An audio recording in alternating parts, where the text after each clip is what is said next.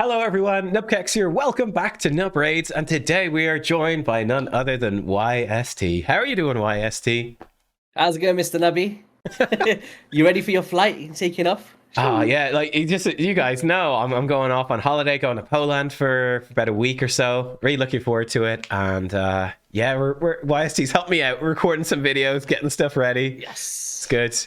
You can thank him for the idea for today's video as well, because I was literally totally blank. I was looking at this blank week of like, what will I record in advance? No ideas. So YST, thank you for saving us with this idea of account I'll changing champions. I'll take the PayPal payment later. Yeah. All right. So yeah, we're going to be talking about the 5 champions or so, roughly speaking, each that have changed our accounts in 2023. So champions like this year that have had a big impact. Simple as that, really. Anything goes, basically. YST, why don't you kick us off? What's your first pick? Who's champ number 1 for you? First one, I've been very vocal about it this year in 2023. Yeah. And it's going to be Snicktraak. Ooh, I think Snicktraak has been one of those champions that there he is. I find, like, even if I don't need to use him in a team, I always use him in a team, whether that be showcases, guides, or Hydra bosses. One place that I'd say changed the most. Yeah. Very, very underrated, and we showed that in that Hydra clash, right? We got decreased attacks before attacking, and we got decreased speed. We got non-removable shields that become protected. We got leech on targets that attack you, and ally protection, reflect damage, HP percent auras. You name it, this dude has got it all for one champion. And I actually think that, do you know when they do like guaranteeds and stuff? Yeah. I think this is like an ideal, perfect, guaranteed champion for players. And I would love for him to be like one of the next ones because he's really good, man. Really good. Yeah, I totally agree. I think I did sort of expect him to be guaranteed back when they brought him out. I was like, man, Oh, really? this champion like is visually super. Do you remember? He's like, he was based off the second place. They did like a champion design contest. Oh, like, yeah, years ago. Calvalax and Snicktrack, the community made it, right? Yeah. I've never actually seen the contest submissions, the actual ones. I'd love to see what they are. I'd love to see what third place is, and maybe we'll get that champ someday as well. But Yeah. Snick, he's so visually badass, awesome too. So, have you got him yet on your account? No, I don't. I'd love to get him. I love this dude as well, Samson. He's one of those champions, like, if I put Snicktrack on the free-to-play, it's like, it's not even just Hydra guys. Like, if you use him in, because it's the non-removable shield, right? Yeah. It's like, think about the Griffin, he can't remove it. Think about the Eternal Dragon, the protection there if you don't have an Under Priest, or the Demon Lord Clan Boss. Yeah. So many places you can use this dude, and he's just really good, man. I've lost to him in live arena because the passive, they're reflecting 50% damage. Yeah, he's one of those champions that the reflect damage is actually. Yeah. He's one of those ones that you can actually use it and get a value. It's not like some of those trash ones out there. Yeah, It's the bonus effect. I've totally lost a fight to that. I bet you just signed up raid that day. You're like, I'm off, man. Yeah, I did. I probably did. Actually, no, I wouldn't mind so much. Like losing to Snicktraak, you're like, you know what? Cool. That's a cool champion. I'm okay with that. It's when you run into like Siphi or like I ran into like Taras Marishka, like bloody. It was like a 5-star Awakened Marishka, and at that point, I was like, you know what? That's live arena done for the week. I'll see you next week. No thanks. See you later. See ya. Thank you. Bye. Yeah. Anyway.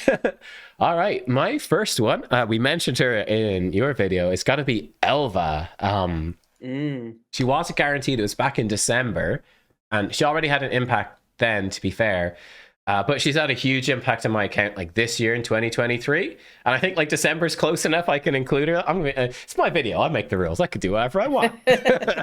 But she's just amazing. So the places in particular where she's been really good for me, Tag and Live Arena. Live Arena, she's particularly good and people underestimate her. One of the best things, right? She puts out a perfect veil on the ally with the lowest HP at the end of her turn. And in Live Arena, like, people are generally fast, but it's not super speed tuned and stuff. This can really disrupt stuff and really throw people off. Like they're trying to kill, let's say you've got two revivers. They're trying to kill one of them. And then it's like, oh, he's got a perfect veil. She starts putting continuous heals on them with her A1. And suddenly things, yeah, she's very good for that. And also for duo, Ice Golem and Dragon Heart, right? Throw her into those ones. And she can duo it because she's pumping out so much healing and the cleansing and the increased speed and the aura. Just as everything you need to duo those dungeons, which is very, very strong. So that's really useful. Get some food champs in and get some XP as well. Yeah, Elva's super strong. Really strong.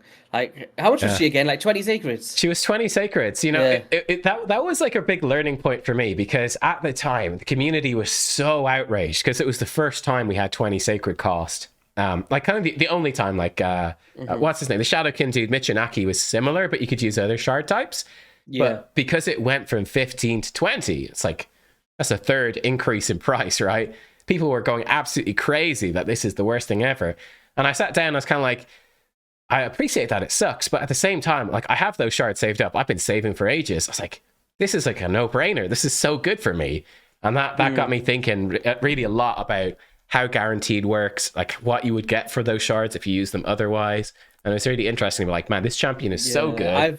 That's worth it if you have the shards saved. I've definitely had some times where I've gone through like 23 shards, hit a crazy mercy, and then I get like a War Mother or something as a dupe. So yeah, I get where you're coming from. Like, there is worst case scenarios that it could happen, but at the same time, we just don't want to see 20 sacreds, right? No, yeah, that's it. Yeah. And like, especially, I think the wrong way people look at it a lot is they're sitting there with 0 and they're thinking, I'm going to buy 20 sacreds. I'm like, you got to be insane, dude. That's insane. A mortgage right there, man. Yeah, it's like save it up. That's part of why I'm thinking of skipping this fusion. I'm getting close to 20 sacreds again. I'm like, yeah, I'm just going to skip the fusion and save and be set up well. You'll be proud of me. I've actually got 6 at the moment. No that's way. A lot for me. Yeah. Oh my god, is that because of playing Diablo? If you've been maybe. Is that why? Nice. It's the cow as well. He just saved me some shards. I was like, oh, thank you.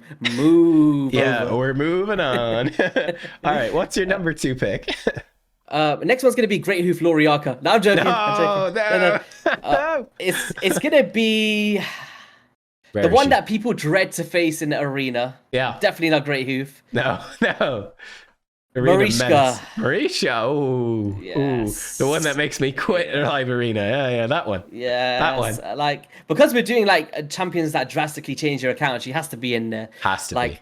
She can counter the bomb meta, like when people come in with Geistic Lethals, Nishak Vermin Lords. I've been nuked like that many times in live arenas. Like, you don't see it coming, and then they put in like Gaius and Nishak, and you're like, I can only ban one here. I can go through Stone Skin. What shall we do?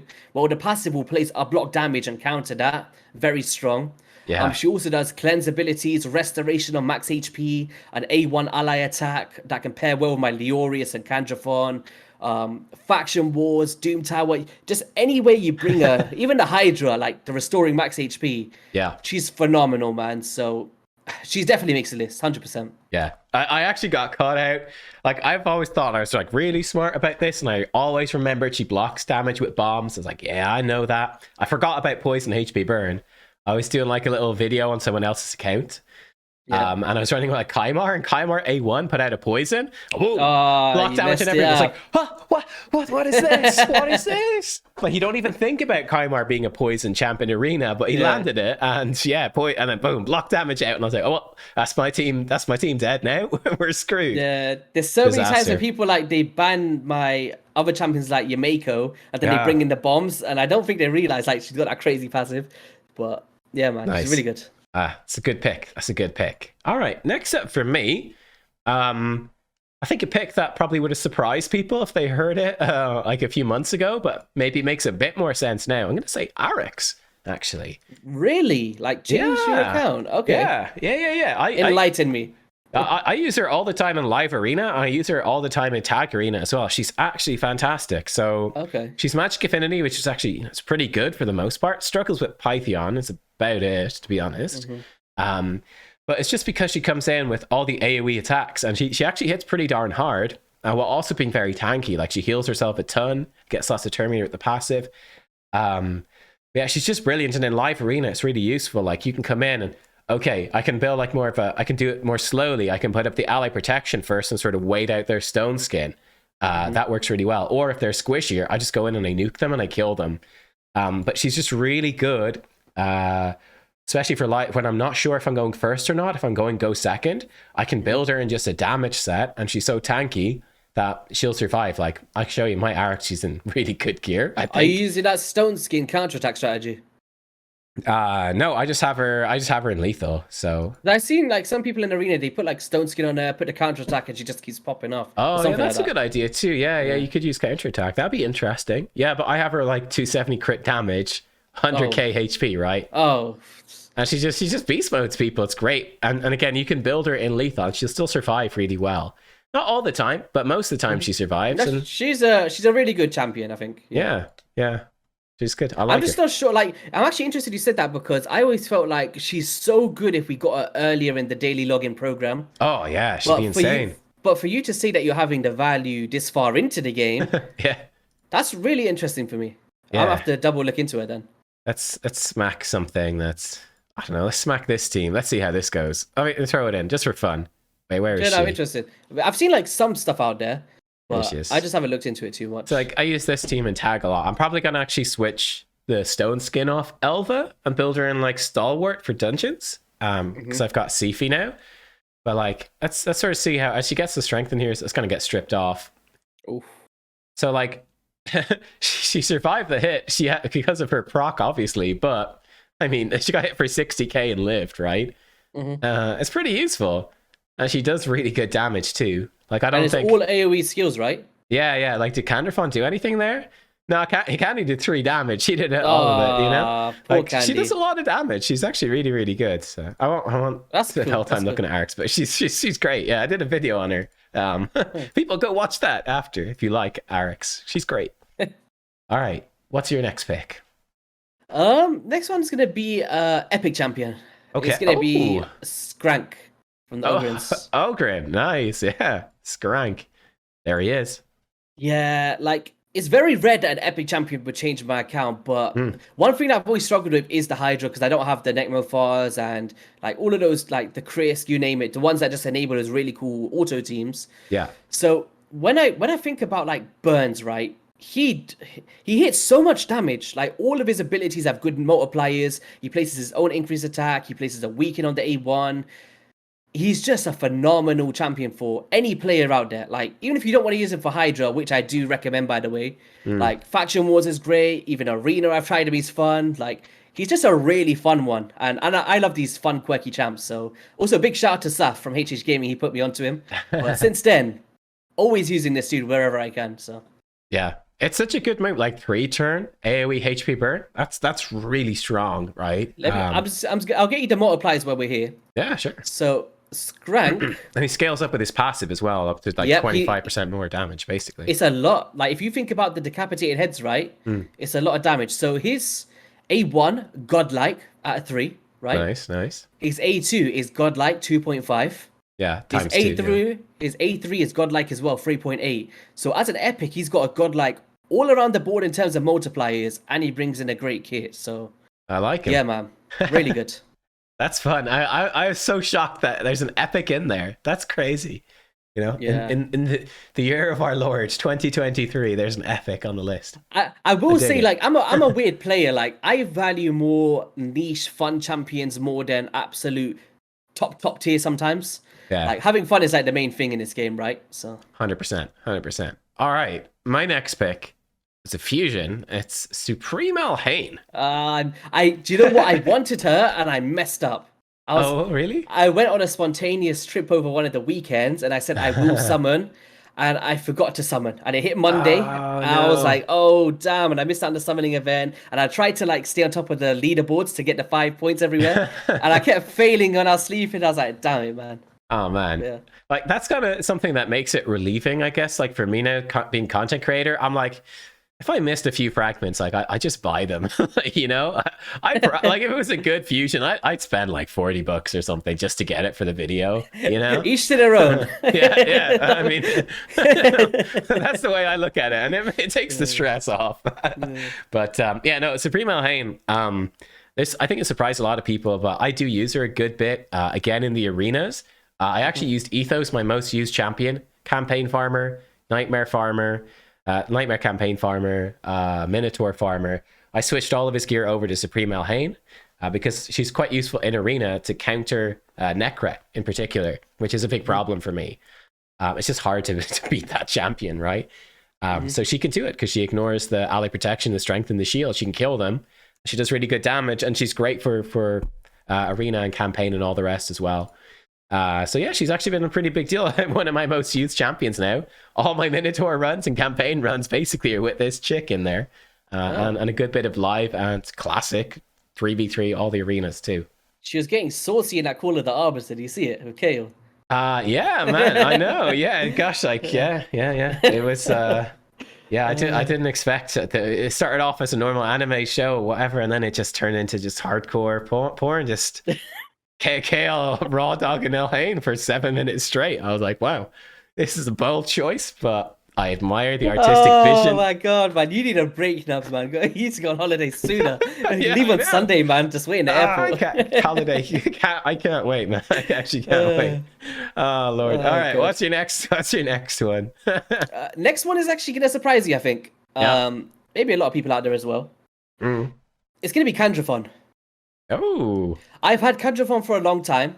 Yeah. I've always valued him, but in 2023, which is what we're speaking about, we had the implementation of Live Arena, and this dude, like, I do have Leorius, I do have Baron, really good champions, but Candraphon, he's like one of those tanky nukers, right? Because he puts those self buffs, he hides himself from enemies, perfect veils. I actually had the luxury of pulling a 5-star blessing for him. Oh. So yeah, so he's sitting at like 340% crit damage, and like even if he gets locked out or something, right? Yeah. His A1 alone, because it does the extra hit against targets under buffs, which everybody always has nowadays. Yeah.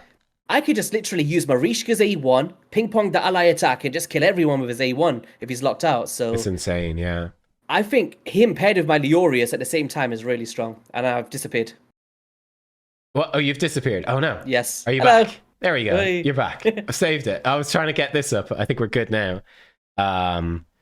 Let me zoom this in. This is the Hell Hades website, the damage sheet, like for how much damage champions do. Let me see. If we put in Candraphon, like his A1 is so strong. It's the 43rd hardest hitting move in the game on an A1. Mm-hmm. Like if we're scrolling up here looking for other A1s, you know, there's not. It's the hardest hitting A1 in the game in Arena. Not sure if that includes the new Void Legendary, dude, but it's insane. Like it's hitting as hard as Hefrak's A2. Yeah, it's really good. Like obviously it's the bad affinity for champions such as Duchess and stuff, right? But that passive effect, like the damage reduction you receive from that, I've survived the onslaught of a Baron with the passive. Yeah, like it's so good. If you can get him in that full sustain mode, paired with like Duchess and his reductions, and it's so much. It's like, haha, funny, do it again, Baron, sort of thing. Like, go and reset yourself. That wasn't enough. Yeah, it's really good. I like it. I don't know though if you saw that arena video arena fight we did earlier. He only did 3 damage there. Like I don't know if he's that good. 3 damage. Take him into live arena. You'll enjoy him. I use him all. He's like often my first pick though. Actually, my next champion on my list is soon going to be my new first pick nearly all the time, which is obvious OP champion. It's Siphi, the Lost Bride. Oh yeah, you did summon her recently, right? I did. She's my newest summon. So I actually haven't booked her. Rotos? No. Oh, good luck. I'm one of the few, I managed to get Siphi before Rotos. How about that? But and I've pulled for Rotos events in the past as well. But yeah, I haven't booked her yet. She's going to be booked during the Purser Awards CVC. It's most likely that while I'm away on holiday. That's going to be nice. Just save up those books so I can get the points that my clan requires without having to really play that much. But yeah, she's obviously insane. So she's going to be MVP of Arena, really. Stealing Elva's gear. Although Elva's insane as well. Siphi's just a bit better. Do you know what I love about Siphi, right? It's the increased defense to amplify the damage of defensive nukers like Ragash or whoever that may be. I feel like that's why I would value a Siphi on my account if I ever pulled her. 100%. Like, because obviously we're so used to the increased attack, but that's not going to help out your defensive nukers, right? Yeah. That's Ragash. I rebuilt Ragash because that's probably one of the videos I'm going to have up while I'm away will be a Ragash guide. I think Ragash is going to do really well with the polymorph nerfs as well. But she puts that increased defense on him and like Tormund starts to smack, Ragash starts to smack. It's a game changer because there's just not that many. It's like Doom Screech is a rare. That's like does determine your increased defense, but like for late game, for the point we're at late in the game championship, Siphi, like if I'm fighting you and you've got Marishka, Doom Screech is not gonna cut it, right? It's not gonna work. But you know what? Next time we got test server guys, we're gonna try out that battle. I'm gonna put in a Doom Screech 6-star blessing one and fight Siphi. Let's see. Okay. Oh man, that'll be a longest battle ever. Neither one could die. I think even if you built them for damage, they probably could not kill each other. I don't know. You never know. You never know. All right, what's your next pick? I think this is number 5, your last one, I think. Last one. It's number 4, I think, for me. Is it? Oh, did I steal two in a row? I don't know. Maybe I did. Did I do more than that? I don't remember. My head's just full of snot from hay fever. That's it. My brain is just snot. Well, my next one is going to be. I was planning for 2. Do we have 2? I don't know, man. Oh, we got some great hoof fragments. It's not too late for great hoof to be a last. You can pick 2 if you want. I don't mind. Look at that. 5 fragments in the bag. I'm gonna go with Nishak Verminlord. I like it. That might have been my last pick as well. Brilliant pick. He's so good. Yeah. So good. Nishak, like, obviously we did the one-shot strategy, and that's probably the thing that I'd use him for the most. It just takes the stress out, every bumble rotation, having to regear champions, like, it's long. Like, those 20-minute solo strategies and stuff, even though they wreck Cornelia, Ray, change the frenzy gear, please. I know, that's the worst one, isn't it? Unbelievable. Oh my god, the comments on my video, people were going... It's understandable though. Like, do you like the new change to that gear set? No, not at all. Like, Frenzy used to be great, so it's really disappointing. It's so, I don't know what they ruined such a. I actually liked the Frenzy before, and I don't think it was bad. Yeah, it's dumb. It's a dumb change. Because people use like Battle Kazar solos, Basiliac Priestdawn, Elva Autumnborn, Skytouch Shaman, Cornelia solo. They've ruined so many strategies for players by changing it. And like Hades actually did a stream last night, and I was actually interested to see if champions like Gerbtok Mossbeard can put it on themselves and manipulate turn meter. He wasn't doing it. Like it doesn't work like that. It has to be like an enemy placing it on you. And it's if you get crowd controlled, right? Like, do you care about boosting yourself into death? Like, imagine if you get bombed and you're just turn meting yourself into death. It's just a silly gear set in my opinion, man. Go Nishak, go. Hey. Oh, it's beautiful. That's beautiful. But yeah, so for that reason alone is like you have to put him on the list. It's the hardest boss in the Doom Tower.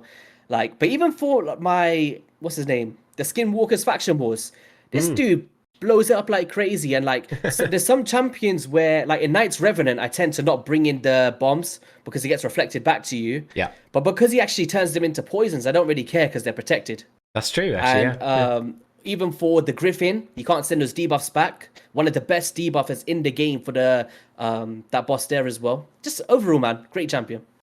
I like it. He was on my list as well. He was on. You gotta pick somebody else now. I know. Look, this is my list right there. He was number 1, but I skipped him because I thought you might pick him. Okay. See. What would I pick? Someone else. Okay. Let me have a quick think. Who would I pick?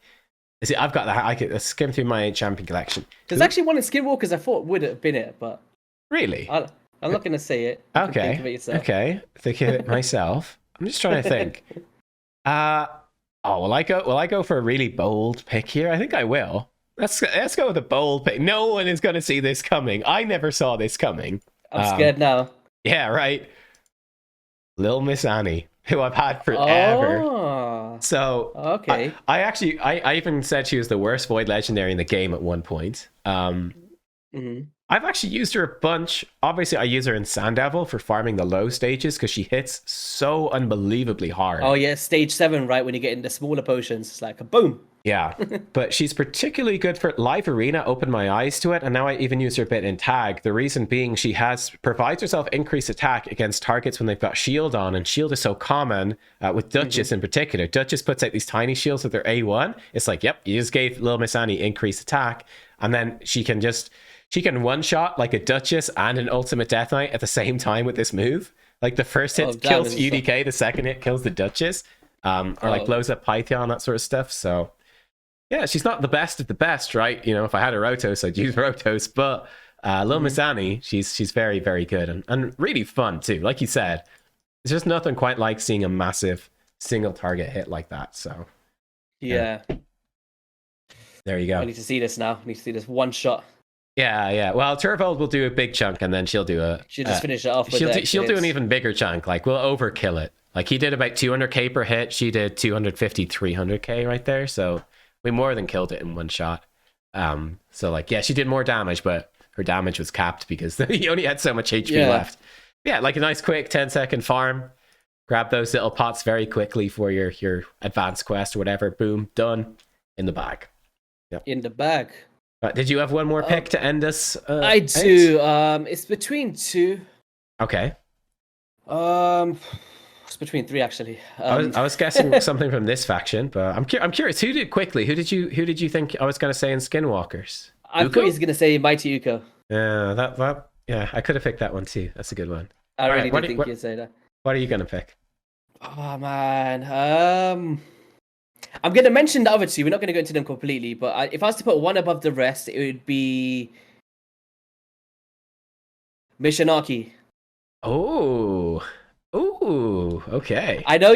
This is there's another one in the faction. Yeah, I was thinking you were gonna say Yumiko. So basically, the reason by Mishinaki is once again the one place I do struggle in this game currently is the Hydra. I can still do Nightmare, but I have to manual it. I can't auto it yet. Well, I can on like some rotations, but not all of them. But Mishinaki is one of those champions, like he's stripping off the buffs in case it gets stolen. If you don't have a mischief tank, he's got Hex, he's got burns, decreased defense, decreased attack, and without him, I definitely see a damage drop in my teams. Yeah, he's so good. I think Mishinaki for that reason alone, but once again, Yumiko, like she is a game changer for my account, but I do have a Kaimar as well, so if I didn't have her, I still would have had a great reset champion. But I still use her a lot because I've Warlord as well, right? Not to rub it in and stuff, but like Yumiko, like although she is a game-changing champion and probably the most used, I do have other options that can fulfill the role. Yeah, like I pulled her this year and she didn't quite make my top 5 either, which is kind of crazy because on paper she'd be close to the top 5 in the game, right? Yeah, like even for like Bommel, but I've got Nishak and then Dragon. I've got other options. Yeah. Arena, I've got other options. So although she is my go-to, I wouldn't say she's like something that's like, oh my god, you changed my account this year in a sense. Yeah. What was did you have another one that was an honorable mention? It would have been Pythion. Oh yeah, that's a great pick as well. Yeah, because he just came out this year as well, and do you know what it is? If you don't have a Duchess, right? Like that passive can basically scale. It doesn't have to be AoE. It's just any damage. If you've got multiple buffs, scales. He's one of the best champions for Eternal Dragon. I use him in Stone Skin for Arena as well to pair with Duchess, and together it's just a great synergy, man. So. Yeah, I like it. I use him all the time in Arena now as well. He's so good. It's funny. The A1 heal is underrated, I'd say. It's very good. Yeah, I really underestimated this too. Yeah, I love him in Stone Skin. If you get like revenge accessories, give him a bit of counterattack. It's lovely. It's lovely. But a lot of fusions made the list actually. Kind of surprising. It's crazy. Like if you think about like literally all these champions are like guaranteed events and fusions, and in all of these tiers, like when I watch other creators and stuff, it's like. When they talk about the ones they value the most, it's ones that was like kind of events for them in a sense, in some given ways. So maybe they are doing a decent. I'm trolling with the Loriaka here, but yeah, no, the fusions. Let's not talk about. Joy is the Loriaka. I'm not completely against her, right? Yeah, she's all right. To me, she's basically a block debuffs Nari the Lucky. Like if you've got Nari. If you've got Nari the Lucky, you don't really need this champion, in my opinion. It's like she's filling her turn meter, but to do what? Like to do an A1 sort of thing. It's like exactly. I don't know, that's man. Her weakness, isn't it? I prefer Nari over her any day of the week, personally. Yeah, I would agree. I think Nari, he brings much more in his kit, doesn't he? Yeah. Decreased accuracy as well, and he does mischief tanking. Yeah. He's just and he was just a fusion. He's better, 100%. Yeah. All right, well, there we go, guys. Look, YST, thank you for joining me for this video. As always a pleasure having you on. Anything you want to say before the end of the video? I'll give you my address after this. Okay. I want a magnet from your holiday. Okay, and I try not to send me some boxes in there as well, because I don't want those faction games boxes you're trying to sell for £300 and stuff. That's worth too much. Like it wouldn't make it through customs. They'd be taking that for themselves and saying, you got to declare them. Got lost. It's like that never showed What's up. in this box? Yeah, my pants. The lady in the post office will be like, "What are you doing, man?" She'll probably charge you double for postage. She'd give it free. Let's say you can have it. Give me it for free. You can have a cheeky sniff. But no, man. Safe flights. I'll catch you when you're back. And yeah, enjoy yourself. Cheers. All right. Treat yourself. Don't beat yourself. I will do that. And yeah, guys, make sure to check out. We did a collab over on YST's channel. It'll be linked in the description down below. You can't make me laugh. Like my nose is blocked. I'm actually gonna die from not. Go do a snore for us and then stick one of your pencil tricks up there. It's so itchy though. No joke. All right, I'm out of here. Stop recording. Goodbye.